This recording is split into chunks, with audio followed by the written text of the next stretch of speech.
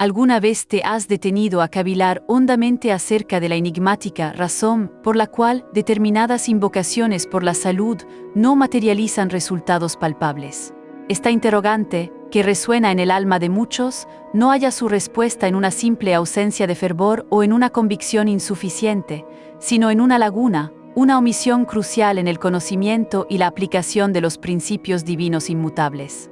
El apóstol Santiago, con una perspicacia incisiva, nos legó una verdad irrefutable: la oración eficaz del justo puede mucho.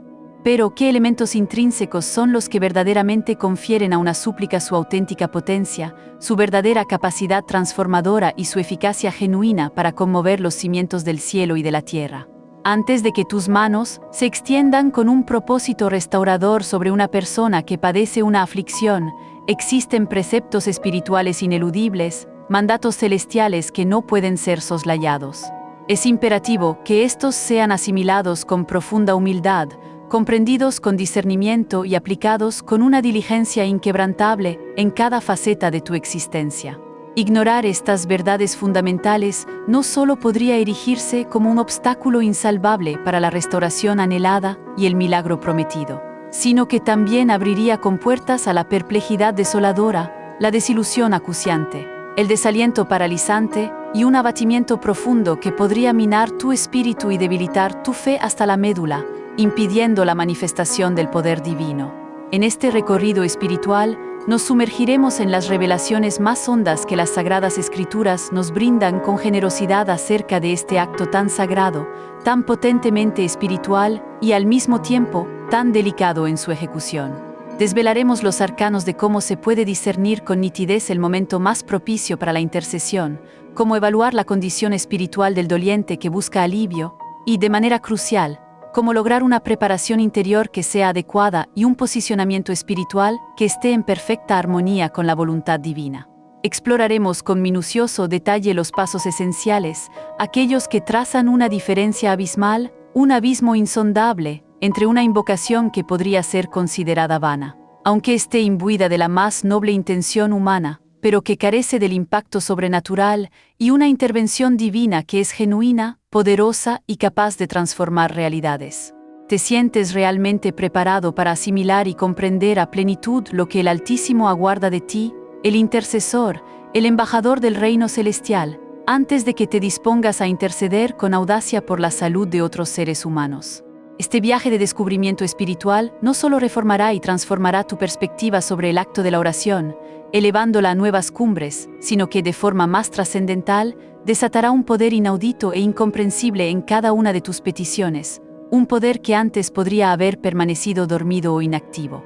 Cuando el Maestro de Galilea, Jesús de Nazaret, extendía su mano para conferir sanidad y para liberar a los cautivos de la enfermedad, su acto no se encontraba impulsado meramente por la emotividad efímera del instante o por un sentimiento superficial de compasión que pudiera ser fácilmente disipado.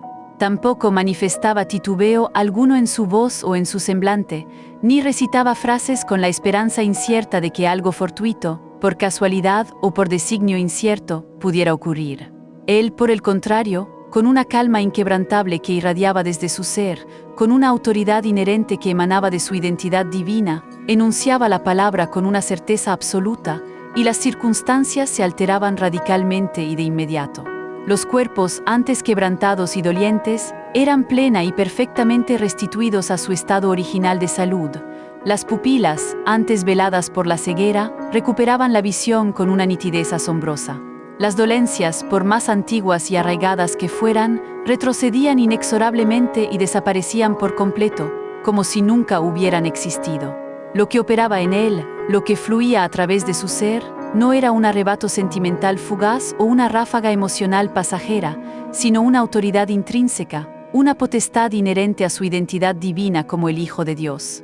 No obstante, en el panorama espiritual contemporáneo, observamos a incontables creyentes que oran por los enfermos con lágrimas que brotan con profusión de sus ojos, con exclamaciones de angustia que desgarran el alma, con un deseo ferviente y genuino de ver la restauración. Pero a menudo lo hacen sin la investidura de esa autoridad sobrenatural que caracterizaba el ministerio de Jesús. Este fenómeno, aunque silencioso en su manifestación, es un error sorprendentemente común y devastador. Confundir la piedad sincera y la devoción del corazón con la potencia espiritual genuina y la emoción humana, por más noble que sea, con la guía y el poder divinos. La invocación por la curación no constituye un acto meramente afectivo o un ejercicio de buenos sentimientos altruistas que surgen del alma. Es en su esencia más pura una proclamación de dominio en el ámbito espiritual, cimentada no en vocablos melifluos o súplicas elaboradas y rimbombantes, sino en una posición, en una identidad que no se adquiere por méritos humanos, sino que se otorga. Una posición que se encuentra intrínsecamente ligada al reino celestial y a la obediencia incondicional a sus principios y a su voluntad. Una relación que se forja en la intimidad con el Creador y en el conocimiento de su palabra, permitiendo que su espíritu nos capacite para actuar en su nombre con pleno poder. Jesús afirmó categóricamente, con palabras de poder que resuenan con una fuerza inquebrantable hasta el día de hoy, atravesando los siglos y las generaciones: todo lo que aten en la tierra habrá sido atado en el cielo, y todo lo que desaten en la tierra habrá sido desatado en el cielo. Mateo 18:18. Estas palabras trascendentales no configuraban una simple metáfora simbólica o una figura retórica vacía de significado profundo. Eran, en esencia, la revelación de una dinámica cósmica profunda, un principio espiritual inalterable que rige la interacción entre el cielo y la tierra. El individuo que intercede con fervor por una persona que se encuentra enferma no es un mero espectador pasivo de un drama ajeno, ni un observador impotente frente al sufrimiento. Es en su esencia más profunda, un representante acreditado del reino divino, un embajador celestial con plenos poderes conferidos directamente por el Altísimo, investido con una autoridad que emana del trono de la gracia. Pero, ¿cómo puede alguien encarnar el reino y ejercer su potestad si no ha comprendido plenamente, a la luz de las Escrituras, lo que ha recibido a través de la redención obrada por Jesucristo? ¿Cómo es posible que ejerza una potestad espiritual inquebrantable aquel que aún no se ha reconocido a sí mismo como un embajador celestial con plenos poderes divinos y autoridad delegada para operar en este mundo? Abundan, lamentablemente, aquellos que elevan sus oraciones con una ternura genuina, con una intención noble y pura que brota de lo más profundo de su ser, volcando su alma entera en el auxilio del doliente. Y no obstante, a pesar de su sinceridad y su buen corazón, nada perceptible sucede, o el cambio que se observa es mínimo, insignificante en comparación con lo que se espera de un milagro divino. Esto no se debe, en modo alguno, a que el Creador no anhele la curación, porque su voluntad revelada es, sin duda, sanar y restaurar la salud.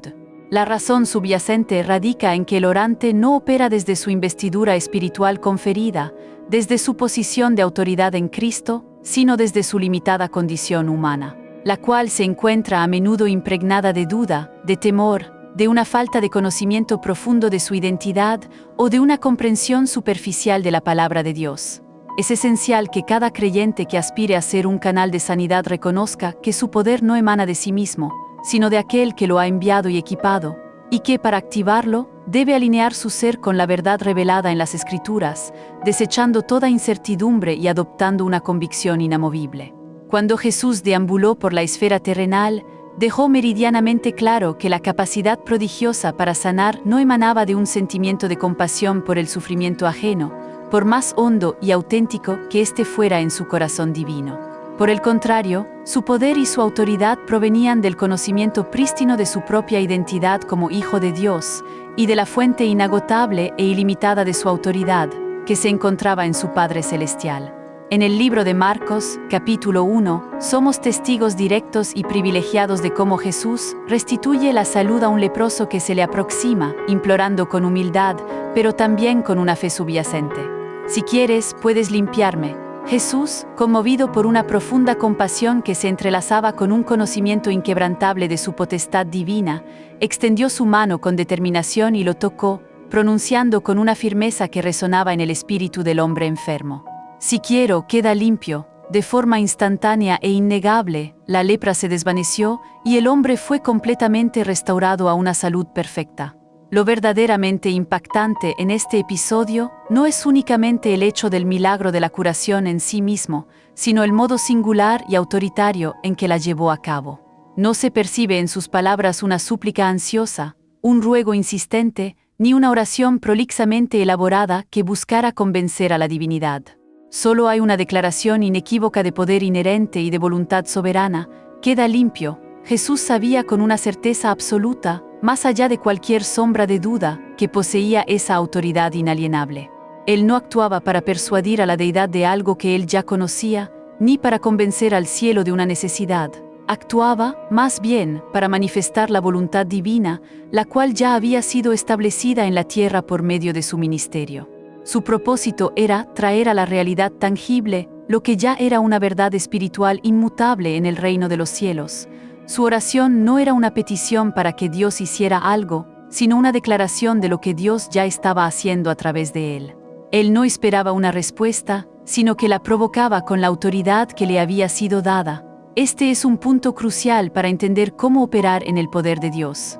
Aquí es precisamente donde muchos creyentes tropiezan, se desorientan y pierden el rumbo de una oración efectiva. Oran creyendo, con una convicción errónea, que deben convencer al cielo de la necesidad, que deben rogar y suplicar con vehemencia para que la voluntad de Dios, de alguna manera incomprensible, cambie o se incline a su favor. Sin embargo, el cielo ya está predispuesto a favor de la sanidad. La voluntad divina de sanidad ya ha sido revelada y establecida irrevocablemente por medio de Jesucristo y su obra redentora en la cruz.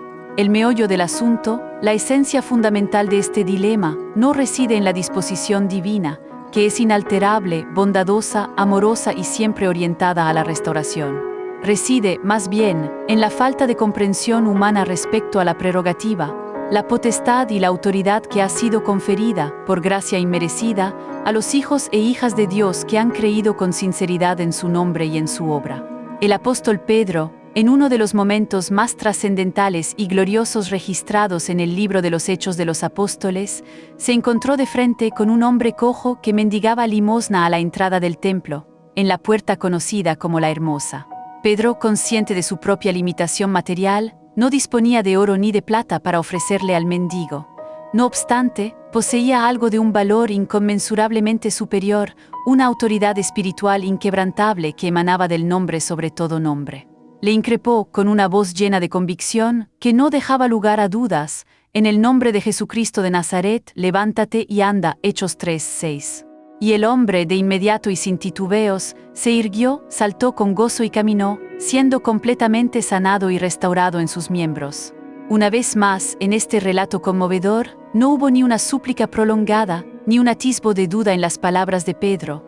Solo hubo una autoridad incuestionable que emanaba de una certeza interna, de una fe viva y operante. Pedro no solicitó permiso adicional al cielo, no aguardó una confirmación externa, no procuró crear un ambiente emocional propicio o místico para que el milagro se diera. Él sabía con quién contaba, conocía a quién representaba en ese momento y sabía el poder inherente al nombre que pronunciaba con sus labios. Esta es la esencia de la oración de autoridad. Pero, ¿cómo se alcanza semejante nivel de convicción y seguridad interna? ¿Cómo se ora con tal grado de certeza, sin sombra alguna de vacilación que pueda minar la fe? La clave fundamental reside en la identidad espiritual que hemos recibido de forma gratuita en Cristo Jesús. Muchos individuos elevan sus ruegos como si fueran mendicantes espirituales, implorando un prodigio como una limosna divina que puede o no ser concedida. No obstante, los verdaderos intercesores, aquellos que operan en el poder del Espíritu, oran como hijos legítimos, plenamente conscientes de haber sido revestidos con poder desde lo más alto, con una autoridad que emana directamente del trono celestial y que ha sido delegada a ellos por el propio Altísimo. Jesús les dijo a sus discípulos, y esta promesa no solo era para ellos, sino que nos incluye a nosotros hoy, a cada creyente: he aquí les doy autoridad para hollar serpientes y escorpiones, y sobre toda fuerza del enemigo, y nada les dañará. Lucas 10:19. Este versículo no fue concedido a un selecto grupo de superhombres, apóstoles o profetas con dones extraordinarios y singulares. Fue entregado a discípulos comunes y corrientes, personas ordinarias que eligieron creer que la autoridad que portaban era una realidad tangible, una prerrogativa funcional y operativa en su vida diaria. Hoy en día, esa promesa permanece vigente y accesible para cada creyente que se atreva a creer, pero sorprendentemente pocos la ejercen activamente en su vida diaria y en su intercesión por los demás. Te invitamos a suscribirte a Milagros del Espíritu Santo para seguir explorando estas verdades. Una parte significativa del problema radica en que numerosos individuos aún oran desde una identidad de servidumbre, de esclavos o de siervos con temor, en lugar de asumirse como hijos amados, con plenos derechos y una herencia divina. Se sienten, a menudo, indignos, cargados de culpa por sus imperfecciones, distantes del Creador por sus fallas pasadas o presentes. Y si bien la humildad genuina es una cualidad indispensable y esencial para el creyente, también lo es la comprensión profunda y revelada de la posición exaltada que se tiene en Cristo Jesús. No es posible operar con autoridad espiritual si se vive bajo una mentalidad de derrota, de limitación autoimpuesta o de incapacidad percibida. El adversario de nuestras almas, el enemigo, conoce esta verdad fundamental y, por consiguiente, ataca incesantemente la identidad del creyente. Porque mientras logre que te percibas inferior, tímido, inadecuado o incapaz de realizar grandes cosas por el poder de Dios, entonces tu intercesión estará, inevitablemente, impregnada de temor, de dudas y de vacilaciones que anulan su poder, y no de una fe audaz, resuelta y victoriosa que mueve montañas. Una oración timorata, llena de incertidumbre y vacilación, no logra conmover el firmamento ni desata el poder celestial en su plenitud. Una súplica, sin embargo, que se fundamenta en la verdadera identidad que poseemos en Cristo, sí. Y esto no implica manifestar arrogancia o un engreimiento espiritual desmedido, sino caminar con firmeza, con seguridad y con una profunda convicción en la verdad revelada acerca de quiénes somos en el Altísimo, asumiendo nuestra posición de embajadores. Porque la humildad genuina, la que agrada al Creador, no consiste en negar lo que Él ha declarado acerca de ti, negando tu herencia divina y tu autoridad delegada, sino en aceptarlo con profunda reverencia, con una gratitud sincera y con una profunda responsabilidad por el privilegio que se te ha concedido. En el libro de Números, capítulo 20, Moisés, un siervo poderoso y ungido por la mano de Dios, incurrió en un error que le resultó sumamente costoso en su destino y en su ministerio. El Altísimo le había instruido con claridad que hablara a la roca para que de ella brotara agua en abundancia para el pueblo sediento, un acto de obediencia simple que honraría a Dios. Pero él, en un arrebato de frustración y enojo, motivado por la exasperación del pueblo, golpeó la roca en 2 ocasiones con su vara, desobedeciendo la instrucción divina. El agua ciertamente fluyó, calmando la sed del pueblo, pero el Creador lo reprendió severamente por no haber confiado plenamente en su palabra y por no haberlo santificado ante los ojos de los hijos de Israel. Moisés actuó movido por la emoción de su exasperación, no desde la autoridad y la obediencia que la deidad le había concedido, afectando la percepción del pueblo sobre el carácter de Dios. Este episodio bíblico nos enseña una lección vital y atemporal. Incluso los siervos más ungidos y cercanos al Creador pueden cometer desaciertos y afectar el flujo de su poder cuando permiten que las pasiones humanas, las emociones desbordadas y el temperamento humano dominen su accionar espiritual, en lugar de dejarse guiar por el Espíritu Santo. No es que Moisés careciera de autoridad, sino que no supo ejercerla con la debida obediencia y reverencia a la instrucción divina específica. La emoción nubló su discernimiento espiritual y esta misma situación persiste de manera alarmante en la actualidad en la vida de muchos creyentes. Existen quienes, al contemplar a un ser querido aquejado por la enfermedad, se desesperan de manera comprensible. Su amor profundo y su preocupación filial o fraternal los consumen hasta lo más hondo del alma. No obstante, cuando elevan sus plegarias al cielo, lo hacen con angustia, con una ansiedad desbordante, con un miedo paralizante que inunda su alma y su espíritu. Emplean palabras cargadas de un deseo intenso, de una necesidad palpable, de un anhelo ardiente, pero a menudo vacías de la autoridad espiritual necesaria para producir un cambio sobrenatural y visible. Claman: Señor, por favor, haz algo, ten misericordia de esta persona. Y si bien esa súplica puede brotar de un corazón sincero y afligido, de un alma quebrantada por el sufrimiento ajeno, no es necesariamente la clase de invocación que abre de par en par los cielos para desatar el poder restaurador de Dios en su plenitud. La oración que verdaderamente transforma realidades, que altera circunstancias adversas y que desata milagros que desafían la lógica humana, es aquella que se alinea intrínsecamente con el poder inalterable de la palabra divina y con la autoridad delegada de su Hijo, Jesucristo. Jesús afirmó con solemnidad y con una autoridad indiscutible: el que cree en mí, las obras que yo hago, él también las hará, y aún mayores hará porque yo voy al Padre. Juan 14:12. Esta promesa grandiosa no es un mero adorno teológico, ni una hipérbole retórica destinada a impresionar, es una invitación explícita y directa, un llamado contundente a caminar de la misma manera en que Él caminó, a operar con la misma autoridad y poder con los que Él operó durante su ministerio terrenal. El apóstol Pablo lo comprendía a cabalidad, con una profundidad espiritual que pocos han alcanzado. Por ello, en su epístola a los Efesios, capítulo 1, oraba fervientemente para que los creyentes recibieran espíritu de sabiduría y de revelación en el conocimiento de Él, alumbrando los ojos de vuestro entendimiento, para que sepáis cuál es la esperanza a que Él os ha llamado, y cuál las riquezas de la gloria de su herencia en los santos, y cuál la supereminente grandeza de su poder para con nosotros los que creemos. Pablo no suplicaba un poder novedoso que aún no existiera o que estuviera esperando ser creado. Imploraba que despertáramos a la realidad innegable del poder que ya poseemos y que ya habita en nosotros por medio del Espíritu Santo. Porque el mismo poder que elevó a Jesús de entre los muertos habita, de forma activa y constante, en aquellos que creen con sinceridad en Él. Romanos 8:11. No necesitas implorar que descienda un poder que ya está en ti. Necesitas despertar a su presencia activa, constante y operante dentro de ti, a la conciencia de que ya ha sido derramado. Y cuando logras esa toma de conciencia profunda y esa revelación que ilumina el alma, tu forma de suplicar se transforma radicalmente, pasando de un ruego incierto a una declaración de autoridad. Ya no pides como quien implora una dádiva o una limosna de un desconocido, sino como quien administra un tesoro invaluable, como un embajador que ejecuta las directrices inquebrantables de su soberano, con la certeza de que su palabra será respaldada. Cuando asimilas esta verdad trascendental, no es necesario alzar la voz para ser oído o clamar con estridencia para llamar la atención del Altísimo. Solo requieres alinear tu corazón con la voluntad divina, que ya ha sido revelada en su palabra, y pronunciar palabras con autoridad, sabiendo que el cielo te escucha. No precisas sentir un estremecimiento emocional o una manifestación física para saber que el Altísimo está contigo y que su poder está obrando. Solo necesitas saber quién eres en Cristo y cuál es tu posición de autoridad en el reino celestial.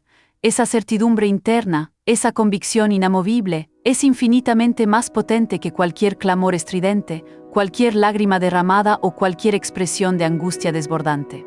Esa certidumbre, emanada de una fe inquebrantable y un conocimiento profundo de la palabra de Dios, es la que produce resultados tangibles y sobrenaturales que asombran a propios y extraños, demostrando el poder del Creador. Por eso, antes de orar por un ser enfermo, haz una pausa, respira profundamente y busca la guía del Espíritu Santo. Cuestiónate a ti mismo con honestidad, ¿desde qué posición estoy orando? ¿Desde el temor que me paraliza o desde la autoridad que me ha sido conferida? ¿Desde la emoción volátil y cambiante del momento o desde el entendimiento profundo de mi identidad como hijo amado de Dios? Porque si elevas tus peticiones desde la emoción volátil y cambiante, te verás frustrado una y otra vez cuando no observes resultados instantáneos o milagros espectaculares. Pero si oras desde la autoridad que te ha sido conferida por Cristo, sabrás con absoluta convicción que tu parte consiste en declarar lo que el cielo ya ha decretado, y que el cumplimiento de esa promesa no depende de tu propia fuerza, de tu habilidad oratoria, de tu elocuencia o de tu piedad, sino de la pureza y la firmeza inquebrantable de tu fe en el Todopoderoso, quien es fiel para cumplir sus promesas. Muchos creyentes se agotan y desfallecen en la oración porque erróneamente creen que deben lograr la curación con la vehemencia de sus palabras, con la intensidad de su ruego o con la fuerza de su voluntad humana. Sin embargo, la auténtica oración de autoridad no opera para conseguir algo que falta en el cielo o para convencer a Dios de que haga algo que Él no quiere hacer. Opera, por el contrario, para manifestar y traer a la realidad en el plano terrenal lo que ya ha sido provisto, establecido y decretado en el ámbito espiritual por la obra consumada de Cristo. En el Evangelio de Mateo, capítulo 8, un centurión romano, un hombre de guerra acostumbrado a la disciplina y la autoridad, se acercó a Jesús suplicando por la pronta recuperación de su siervo. Pero le espetó algo que dejó asombrado y admirado al maestro: solamente di la palabra y mi siervo sanará. Y añadió una explicación reveladora: que demostraba su profundo entendimiento de la autoridad y de cómo funciona. Porque también yo soy hombre bajo autoridad y tengo soldados bajo mis órdenes, y digo a este, ve y va, y al otro, ven y viene, y a mi siervo, haz esto, y lo hace. Este hombre, a pesar de su condición de gentil y militar, comprendía cabalmente el poder inherente a la palabra pronunciada bajo una autoridad legítima. No necesitaba presenciar para creer, solo necesitaba saber que quien hablaba poseía la potestad para hacerlo, con un solo mandato, y Jesús lo elogió exclamando con admiración: ni aun en Israel he hallado tanta fe. Aquí vislumbramos con claridad meridiana cómo la fe verdadera se halla intrínsecamente ligada al conocimiento profundo de la autoridad espiritual y al orden divino establecido por el Creador. Cuando elevas tus plegarias desde esa perspectiva revelada, desde esa comprensión clara y nítida de tu posición en Cristo, la atmósfera circundante se transforma radicalmente. No necesitas manipular al Creador con efusiones emocionales o con ruegos desesperados que intenten forzar su mano. Solo requieres estar en perfecta sintonía con su palabra inmutable, con su voluntad revelada, porque la emoción, por muy genuina que sea, puede agotar y desgastar tu espíritu, pero la autoridad conferida por el Espíritu Santo fortalece y edifica tu ser interior. La emoción busca conmover los sentimientos humanos, apelar a la lástima, pero la autoridad, respaldada firmemente por la verdad divina, transforma realidades y desata lo sobrenatural. Y la autoridad no se improvisa en el momento de la necesidad apremiante, se cultiva diligentemente en la intimidad profunda con el Altísimo, se afianza en la meditación constante de su palabra y se prueba en la obediencia incondicional a sus preceptos. Antes de extender tus manos sobre una persona enferma, extiende tu corazón en humillación y adoración ante el soberano, y jamás olvides quién eres en él. No eres simplemente alguien que ora. Eres un canal elegido del cielo, un instrumento vivo de la gracia divina, capacitado y empoderado para desatar su poder. Si deseas explorar más a fondo cómo el discernimiento y la obediencia abren puertas a milagros y manifestaciones divinas, no dudes en suscribirte a Milagros del Espíritu Santo. La próxima ocasión en que te encuentres frente a alguien aquejado por la enfermedad, no te apresures a orar impulsado únicamente por la reacción del momento, por la prisa o por la simple obligación religiosa. Busca en primer lugar y con ahínco reafirmar tu posición espiritual, tu identidad como hijo de Dios y embajador del reino celestial, consciente de tu autoridad.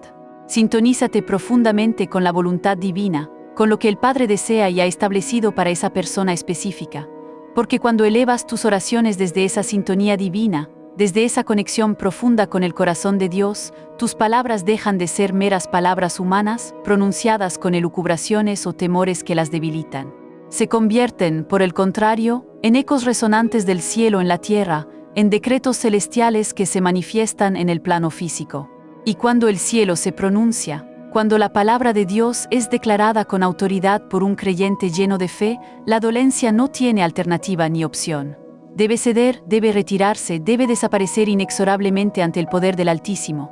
Antes de alzar tu voz en intercesión, antes de extender tus manos sobre un cuerpo sufriente, antes de proclamar la palabra con la autoridad conferida por Jesucristo, debes mirar hacia lo más profundo de tu ser, hacia tu corazón, hacia la intimidad de tu alma.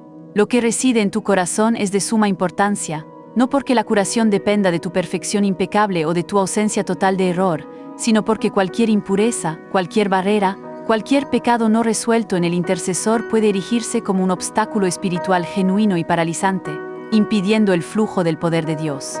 La Sagrada Escritura es inequívoca y clara al respecto, estableciendo un principio inalterable: la oración eficaz del justo puede mucho, Santiago 5:16.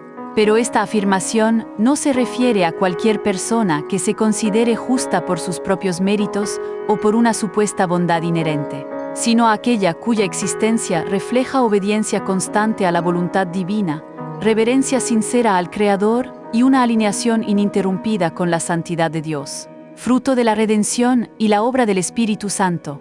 Una oración que porta poder sobrenatural, que desata milagros que desafían la lógica, no brota de labios elocuentes o de una retórica impresionante y grandilocuente que busque admiración humana. Nace, por el contrario, de un corazón limpio, purificado y consagrado a Dios, un corazón que ha sido santificado por la sangre de Cristo y por la acción del Espíritu. En el Salmo 24, 3-4, el Espíritu Santo plantea una pregunta retórica que desvela este principio crucial para el acceso a la presencia divina y al poder milagroso. ¿Quién subirá al monte del Señor? ¿Y quién estará en su lugar santo? El limpio de manos y puro de corazón. Este versículo no solo describe a quien puede aproximarse al Creador en adoración, sino también a quien puede ser un conducto digno de su presencia manifiesta, un instrumento útil y eficaz en sus manos. La limpieza de manos y la pureza de corazón no son expresiones poéticas o metáforas simbólicas vacías, son requisitos espirituales indispensables y esenciales para el ejercicio del ministerio de sanidad. Porque lo que albergas en lo profundo de tu alma, en la intimidad de tu ser, se transmite inexorablemente en el acto de la súplica y en el fluir del poder divino que buscas manifestar. Imponer manos no es un gesto meramente simbólico o una tradición vacía de contenido espiritual, es en su esencia más profunda un acto de transferencia espiritual, de unción, de autoridad y de poder que emana del Altísimo. Por eso, quien ministra debe encontrarse en una posición de santidad y pureza, no solo de conocimiento teológico acumulado o de habilidad oratoria. Cuando Aarón fue designado como sumo sacerdote, el Creador no lo envió directamente al lugar santísimo, el lugar de su presencia. Primero debía someterse a un riguroso y exhaustivo proceso de purificación y consagración. El libro de Éxodo detalla minuciosamente los rituales de consagración, porque nadie puede interceder válidamente por otro, ni entrar en la presencia de Dios con eficacia, sin antes haber pasado por el altar del arrepentimiento, la purificación y la consagración personal. Este principio fundamental no ha caducado con el nuevo pacto. La gracia divina ha reemplazado los sacrificios rituales de animales, pero la exigencia de santidad personal, de una vida apartada para Dios, permanece inalterable y más vigente que nunca. Hebreos 12:14 lo confirma con solemnidad: seguid la paz con todos y la santidad, sin la cual nadie verá al Señor. Este no es un llamado opcional ni una sugerencia piadosa. Es una advertencia espiritual solemne y una condición esencial. Un corazón contaminado, lleno de impureza, no puede convertirse en un conducto de vida y de poder divino en su máxima expresión. Para seguir profundizando en cómo la pureza personal desata el poder divino y abre las puertas del cielo, te invitamos a suscribirte a Milagros del Espíritu Santo. La falta de perdón, arraigada en el corazón como una mala hierba venenosa, la codicia desenfrenada que domina los deseos más íntimos, el orgullo desmedido que ciega el entendimiento y lo obnubila, la doble intención en los motivos que pervierten las acciones y las desvirtúan. Todo ello envenena la esencia misma de la oración y le resta efectividad y poder, incluso si las palabras pronunciadas son correctas y bíblicamente sólidas. Muchos creyentes se cuestionan con sinceridad por qué oran con fervor, y a pesar de su profunda sinceridad, no observan resultados milagrosos o manifestaciones tangibles del poder de Dios que transformen las circunstancias. El problema no siempre reside en una fe insuficiente, ni en una teología errada o distorsionada, ni en la condición específica del enfermo que recibe la oración.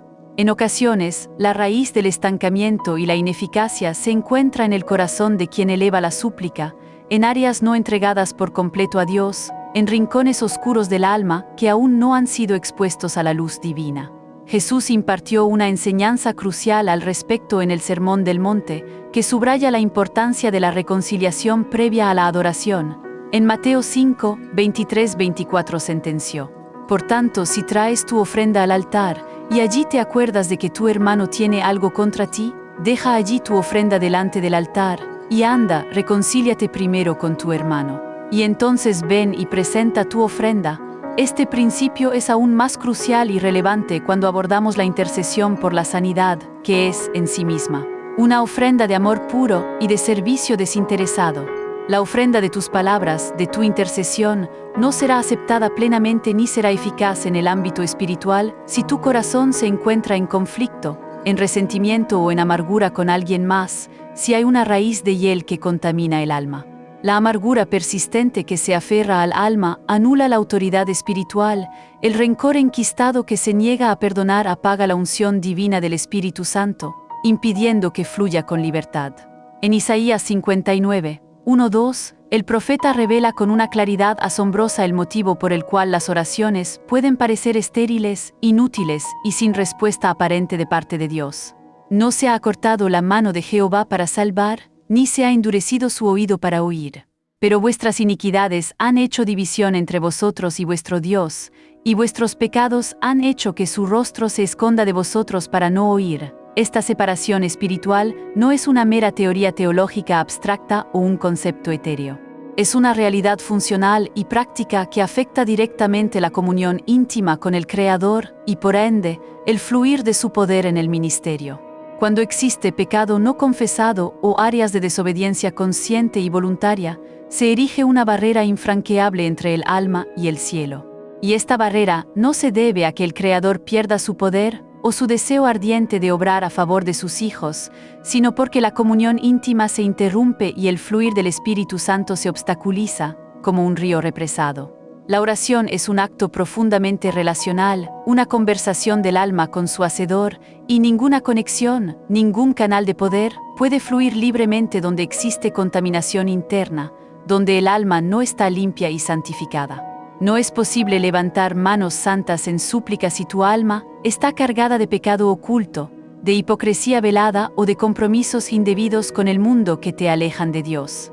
La apariencia externa de piedad, por muy convincente que sea a los ojos humanos, jamás puede sustituir la condición intrínseca y real del corazón ante los ojos del Todopoderoso, quien escudriña hasta lo más íntimo del ser. El apóstol Pablo, en su misiva a Timoteo, impartió instrucciones claras y concisas sobre cómo debía conducirse aquel que anhelaba ejercer el ministerio con eficacia, con autoridad y con el respaldo divino. En 1 Timoteo 2:8 escribió: «Quiero pues que los hombres oren en todo lugar, levantando manos santas, sin ira ni contienda». Pablo no se refería a un gesto externo y vacío de levantar las manos en señal de oración, sino a una postura interna de pureza y paz en el espíritu, una condición del alma. Levantar manos santas implica haber transitado por el proceso de limpieza espiritual constante, implica vivir en armonía con los demás, caminar en integridad intachable ante Dios y los hombres, rechazar el enojo oculto que corroe el alma y evitar cualquier forma de división o discordia en la iglesia y en la sociedad. El intercesor no puede permitirse el lujo espiritual de vivir con doblez de ánimo, con una vida dividida entre la luz y la oscuridad. Porque la autoridad espiritual no se impone por la fuerza de la personalidad o por el carisma personal, sino que se respalda firmemente con una vida de santidad, de integridad inquebrantable y de obediencia incondicional a Dios. Sin limpieza de corazón, sin una vida consagrada, no hay respaldo divino pleno para las oraciones que se elevan.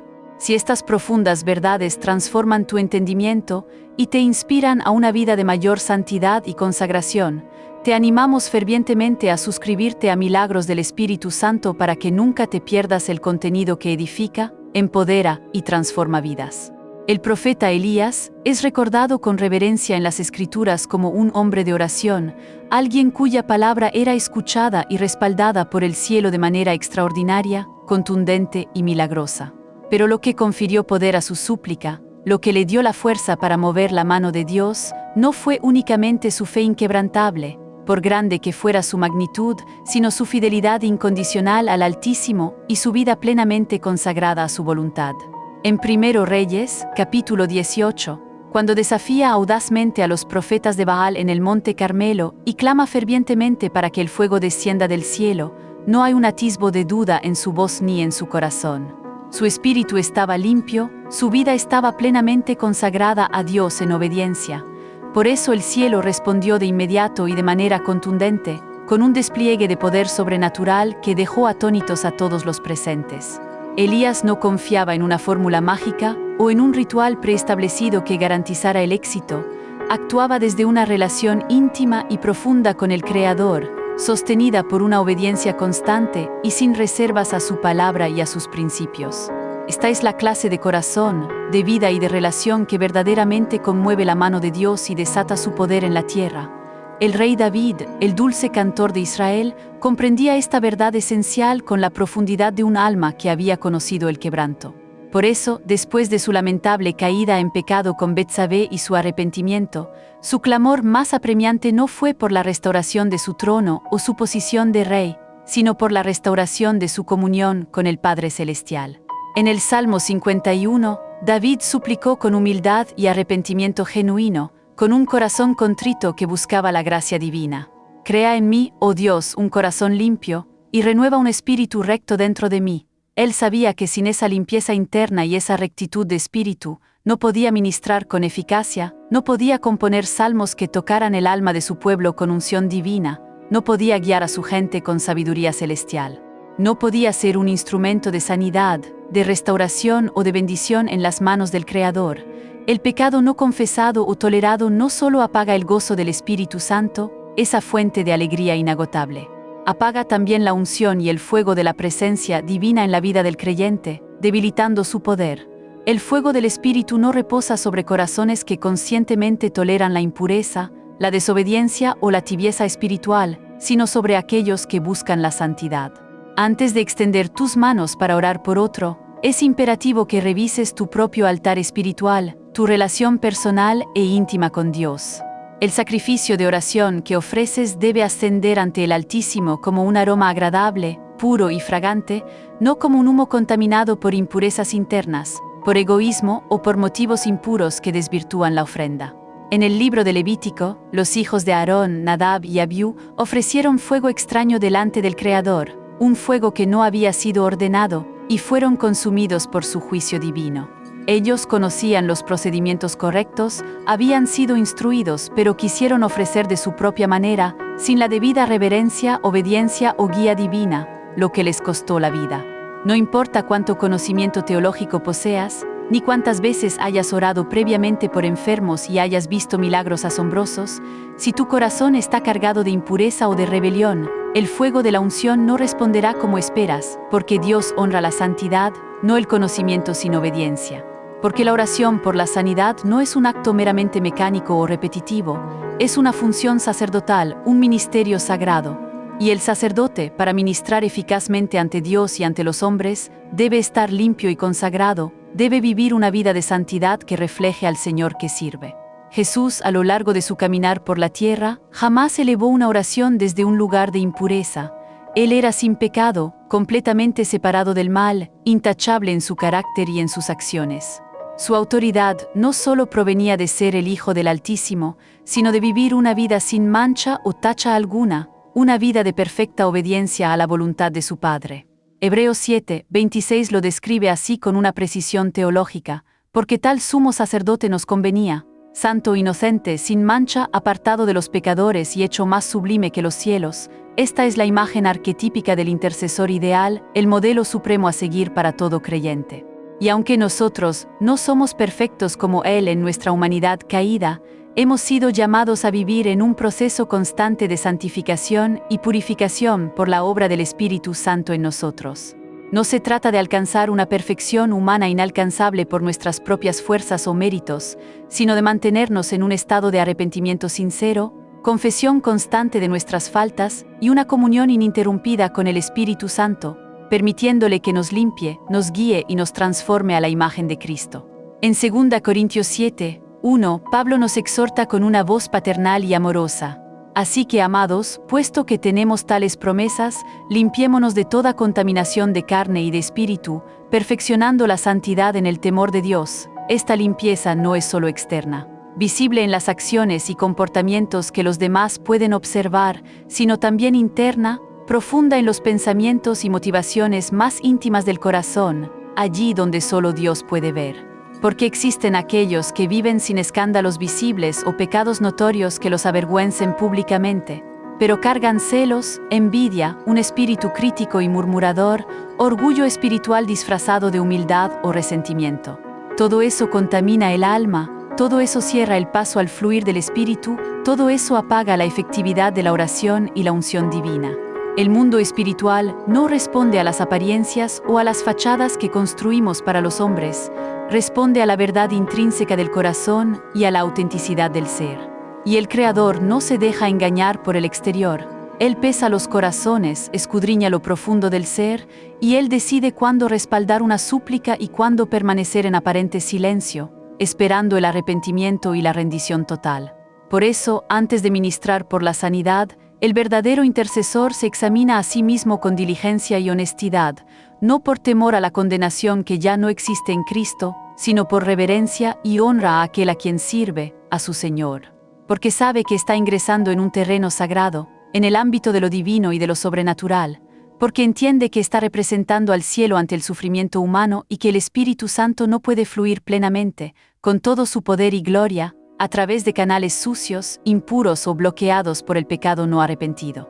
No hay atajos para esta condición de santidad, no existe sustituto que la reemplace.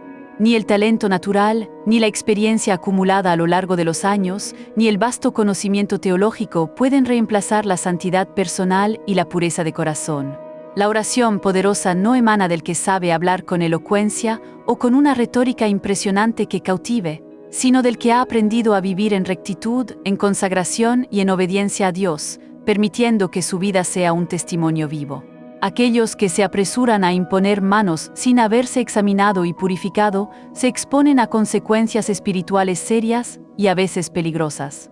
Hechos 19, 13-16 nos narra cómo unos exorcistas ambulantes intentaron usar el nombre de Jesús sin tener una relación personal o autoridad genuina con él. Declararon con arrogancia: «Os conjuro por Jesús, el que predica Pablo», pero los espíritus malignos les respondieron con una voz contundente y aterradora: «A Jesús conozco, y sé quién es Pablo. Pero vosotros, ¿quiénes sois?», y los atacaron, hiriéndolos y avergonzándolos públicamente, dejando claro que el mundo espiritual reconoce la autoridad legítima. No es posible simular santidad, ni se puede usar el nombre de Jesús como una fórmula mágica, un conjuro o un talismán sin poder. La autoridad real reside en la obediencia, en la relación genuina y en la identidad en Cristo, no en la mera repetición de palabras vacías y sin respaldo espiritual. La limpieza del corazón no es una opción para quien anhela orar por sanidad y ver el poder de Dios manifestado. Es una condición indispensable e ineludible, un prerequisito divino. Para seguir profundizando en cómo la pureza personal desata el poder divino y abre las puertas del cielo, te invitamos a suscribirte a Milagros del Espíritu Santo. Antes de pronunciar palabras sobre otro individuo, asegúrate de que tus propias palabras no estén contaminadas con juicio, vanagloria, incredulidad o cualquier otra cosa que no provenga de Dios o que no honre su carácter. Antes de declarar libertad sobre alguien, asegúrate de no estar tú mismo atado a alguna fortaleza espiritual, porque no puedes liberar eficazmente a otros si tú mismo te encuentras prisionero de alguna cosa que te esclaviza. Jesús lo dejó absolutamente claro en Mateo 7:5, «Hipócrita, saca primero la viga de tu propio ojo, y entonces verás bien para sacar la paja del ojo de tu hermano». Este principio aplica directamente a la oración de sanidad y a todo el ministerio cristiano. Solo puede ministrar curación quien ha pasado primero por el proceso de limpieza y liberación personal en su propia vida, quien ha permitido que el Espíritu Santo lo santifique. El Espíritu Santo no unge a quien no está dispuesto a purificarse continuamente. Él es fuego santo, y el fuego no reposa sobre lo impuro, sobre lo que está sucio o sobre lo que se resiste a la santificación, porque su naturaleza es pureza. En 2 Timoteo 2:21 se nos recuerda con una claridad cristalina: «Así que si alguno se limpia de estas cosas, será instrumento para honra, santificado, útil al Señor y dispuesto para toda buena obra». El intercesor debe ser un vaso limpio, disponible y consagrado al servicio de Dios, porque el poder sobrenatural no proviene del vaso en sí mismo, de su material o su forma, sino de lo que el Altísimo decide verter en él. Pero el vaso debe estar preparado para recibir y contener ese poder. Y estar preparado implica haber sido pasado por el fuego del arrepentimiento sincero, de la rendición total de la voluntad y de la santidad progresiva en cada área de la vida, un proceso continuo de transformación. Si verdaderamente anhelas presenciar milagros, señales y prodigios de sanidad a través de tus oraciones, no comiences por estudiar técnicas sofisticadas o fórmulas secretas que prometen resultados rápidos y fáciles. Comienza por rendir tu corazón en obediencia, en santidad y en humildad ante el Creador, porque lo que el Señor busca no es habilidad humana o elocuencia deslumbrante, busca santidad. No es emoción pasajera o superficial, es reverencia profunda, no es apariencia externa o fachada, es verdad intrínseca y pureza de corazón, una autenticidad radical. La limpieza del corazón no es negociable, es la plataforma inalterable, la base firme desde la cual el cielo responde con poder y con milagros que glorifican a Dios. Solo los puros de corazón verán a Dios, y cuando lo ven y lo reflejan en sus vidas, pueden actuar con audacia y con autoridad en su nombre, porque tienen su respaldo. La fe no es una emoción volátil y pasajera, ni una idea abstracta que se declara convenientemente cuando las circunstancias resultan favorables o cuando hay una necesidad apremiante. La fe es una convicción profunda, una certeza inquebrantable en lo que se espera y una seguridad absoluta en lo que aún no se percibe con los sentidos humanos. Hebreos 11:1. Cuando se ora por una persona enferma sin estar firmemente arraigado en esa convicción esencial, sin esa certeza interna que emana del Espíritu Santo, la oración pierde su fuerza, su impacto espiritual y su capacidad de mover el cielo a favor del enfermo. Jesús fue contundente al enseñar que si alguien dice a este monte, «Quítate y échate en el mar», y no duda en su corazón, sino que cree que será hecho lo que dice, lo que diga le será hecho. Marcos 11:23. Él no habló de pedir con entusiasmo desbordante, ni de rogar con insistencia desesperada. Habló de creer sin atisbo de duda, con una certeza inamovible que no se cimienta en la lógica sino en la palabra de Dios. La diferencia entre ambos conceptos es crucial, porque una oración desprovista de fe es simplemente ruido en el ámbito espiritual. Puede sonar espiritual, puede estar bien formulada con palabras elocuentes, pero en el ámbito espiritual carece de cualquier impacto transformador que mueva la mano de Dios. Cuando los discípulos interrogaron a Jesús sobre por qué no habían podido liberar al joven poseído por un espíritu maligno que lo atormentaba, el Maestro respondió sin rodeos ni ambajes, directamente al punto. Por vuestra poca fe, Mateo 17:20. No ores rápido, no ores por costumbre o por inercia, no ores por la emoción del momento o por la presión de los demás que te exigen resultados. Ora porque sabes, con una convicción inquebrantable, que ese instante, esa intercesión, puede cambiar el rumbo de alguien para siempre, puede alterar su eternidad y su destino. Ora sabiendo que no estás solo, que el cielo está escuchando atentamente cada palabra, que el Espíritu Santo está guiando cada pronunciamiento y que el poder de Dios nunca llega tarde, pero tampoco responde a la improvisación o a la ligereza espiritual. Ora con temor santo, con reverencia profunda ante el Altísimo, ora con visión eterna, ora sabiendo que Dios sigue escribiendo milagros hoy, en este mismo instante, y quizá el próximo comience contigo, a través de tu vida, de tu fe y de tu obediencia. Este conocimiento es el catalizador que necesitas para ver lo imposible transformarse en realidad ante tus ojos. No te pierdas las próximas revelaciones impactantes y activa tu poder espiritual al máximo. Suscríbete ahora mismo a Milagros del Espíritu Santo para nunca perderte lo último que el Espíritu tiene para ti y transforma tu vida y la de quienes te rodean para siempre. Hasta pronto en el poder que nos une.